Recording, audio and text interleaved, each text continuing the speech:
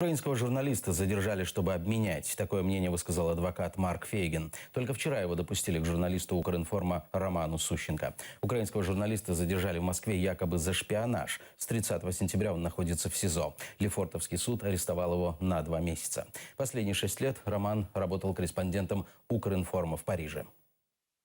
Гражданин Украины из Парижа, журналиста пустили и утверждаете, что он сотрудник спецслужб. Так не пускали бы, развернули на границе, сказали, все, езжай к себе обратно. И на этом бы история завершилась, правильно?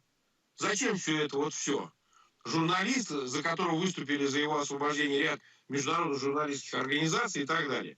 Значит, в этом есть какая-то задача. Я ее до конца не могу понять, но вообще по практике, так сказать, мы же видим, в мае Савченко меняли, Солошенко и Афанасьева меняли. Я не знаю, кто сидит в Украине. Может быть, сидят какие-то сотрудники спецслужб или интересные для Кремля люди. Может, для этого для этого его взяли. Для того, чтобы в дальнейшем поменять, почему нет? Как обменный это материал, он хороший. ФСБ, если вы помните, в понедельник заявила о том, что он собирал сведения секретного характера о состоянии вооруженных сил и российской гвардии, да, Росгвардии.